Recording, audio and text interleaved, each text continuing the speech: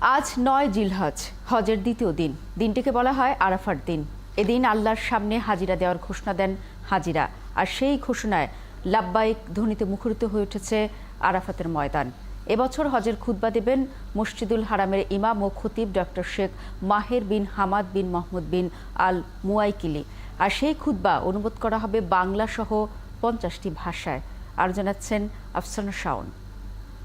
لبيك اللهم لبيك لبيك لا شريك لك لبيك إن الحمد والنعمة لك والملك لا شريك لك। আমি হাজির, আল্লাহ আমি হাজির।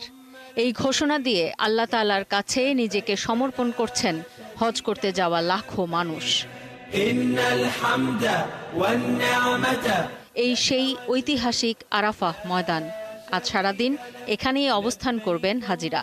জাবাল আল রাহমাহ বা রহমতের পাহাড় থেকে খুতবা দেবেন মসজিদুল হারামের ইমাম ও খতিব ডক্টর শেখ মাহের বিন হামাদ বিন মোহাম্মদ বিন আল মুয়াইকিলি।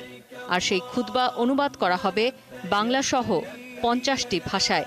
এবারই প্রথম এতগুলো ভাষায় অনুবাদ করা হচ্ছে হজের খুতবা। لبيك اللهم لبيك।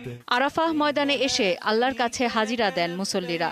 এই দিনকে বলা হয় উকুফ বা আল্লাহর সামনে দাঁড়ানোর দিন, আর এই কারণেই দিনটিকে হজের মূল দিন বলা হয়। এখান থেকেই শেষ খুতবা দিয়েছিলেন হযরত মুহাম্মদ সাল্লাল্লাহু আলাইহি ওয়াসাল্লাম। لبيك لا شريك لك لبيك। মিনা থেকে ফজরের নামাজের পরই আরাফাতের উদ্দেশ্যে রওনা হন হাজিরা। দুপুরের আগেই আরাফার ময়দানে পৌঁছান তারা। মক্কা থেকে ২০ কিলোমিটার দূরে এই আরাফার ময়দান। আরাফার ময়দানে সন্ধ্যা পর্যন্ত অবস্থান করবেন হাজিরা। বিশেষ করে এখানে বিকেল কাটানোটা হাজিদের জন্য বাধ্যতামূলক। সারাদিন এখানে আল্লাহর কাছে ক্ষমা প্রার্থনা এবং ইবাদত বন্দেগীতে কাটাবেন সবাই। ইন্নাল হামদা ওয়ান নি'মাতা। মসজিদে নামিরায় জোহর ও আসরের নামাজ একসাথে আদায় করবেন হাজিরা। আসর থেকে মাগরিব পর্যন্ত আরাফার ময়দানে অবস্থান করে সবচেয়ে বেশি দোয়া করার বিধান আছে। বলা হয় এই সময়ের দোয়া আল্লাহ সবচেয়ে বেশি কবুল করেন। সূর্যাস্ত পর্যন্ত আরাফাহ ময়দানে অবস্থান করতে হয়। সূর্যাস্তের পর মাগরিবের নামাজ না পড়েই মুজদালিফার উদ্দেশ্যে রওনা হবেন মুসল্লিরা। লাকা ওয়াল মুলক লা শারীকা লা। আফসানা শাওন, ৭১। দর্শক, যেমনটি বলছিলাম যে আজ ৯ জিলহজ এবং আজকে কিন্তু হজের মূল আনুষ্ঠানিকতা হচ্ছে আরাফাতের ময়দানে। এই মুহূর্তে আমরা হজের আনুষ্ঠানিকতা চলছে, আমরা সরাসরি চলে যাচ্ছি সেখানে। আমরা আপনাদেরকে জানাতে চাই যে আজকে এই মুহূর্তে সেখানে কি হচ্ছে। আপনারা জানেন যে সৌদি আরবের সাথে আমাদের সময়ের বেশ খানিকটা পার্থক্য রয়েছে। এই মুহূর্তে আরাফাতের ময়দানে লাব্বাইক আল্লাহুম্মা লাব্বাইক ধ্বনিতে মুখরিত হয়েছে। এবং আপনাদের জানিয়ে রাখি যে এবার আমরা সরাসরি সেখানে চলে যাই।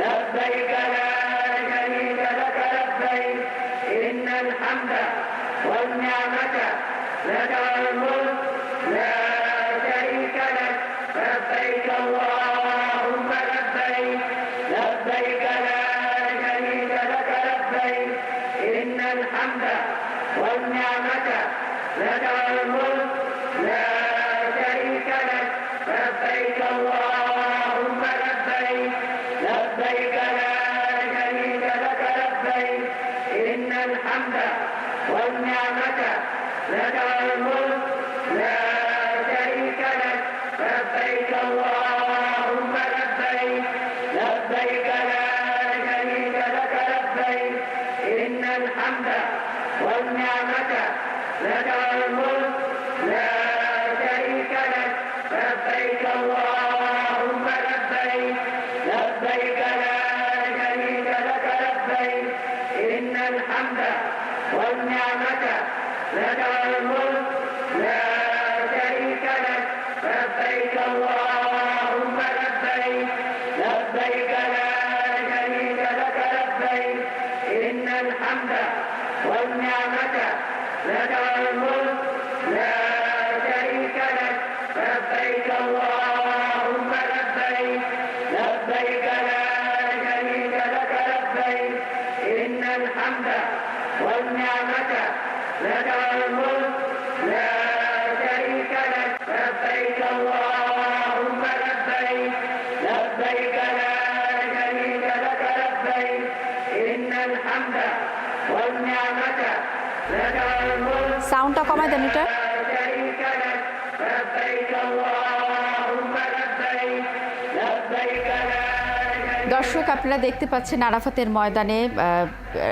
যে লাব্বাইক ধ্বনিতে মুখরিত হয়ে যাচ্ছে। এবং আপনাদের জানিয়ে রাখি যে ধারণা করা হচ্ছে 20 লাখের বেশি হাজি এবার অংশগ্রহণ করেছেন এবং বাংলাদেশ থেকে সেই সংখ্যাটা 85,225 জন, সরকারি এবং বেসরকারি ব্যবস্থাপনা। এবং আপনাদের জানিয়ে রাখি যে এবার যেহেতু প্রচণ্ড তাপপ্রবাহের মধ্যে হজ অনুষ্ঠিত হচ্ছে, এ কারণে বিশেষ কিছু নির্দেশনা দেওয়া হয়েছে এবং হজ যাত্রীদের স্বাস্থ্যের কথা বিবেচনা করে কিন্তু 34,000-এর বেশি চিকিৎসক, নার্স রয়েছেন, প্রশাসনিক কর্মীরা আছেন এবং 189টি হাসপাতাল, চিকিৎসা কেন্দ্র তৈরি করা হয়েছে।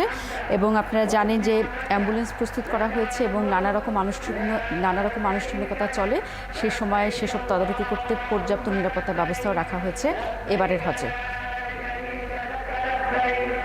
إن الحمد والنعمة لك والملك لا شريك لك لبيك اللهم لبيك لبيك لا شريك لك لبيك إن الحمد والنعمة لك والملك لا شريك لك لبيك اللهم لبيك لبيك لا شريك لك لبيك إن الحمد والنعمة لك والملك لا شريك لك لبيك اللهم দর্শক, আমরা এতক্ষণ আরাফাতের ময়দানে ছিলাম, আপনারা দেখছিলেন সেখানে লাব্বাইক ধ্বনিতে মুখরিত হয়ে উঠেছে হাজিরা। সেই হজের যে আজকে মূল আনুষ্ঠানিকতা, আরাফাতের ময়দানে থাকা সেই আনুষ্ঠানিকতা তারা করছেন।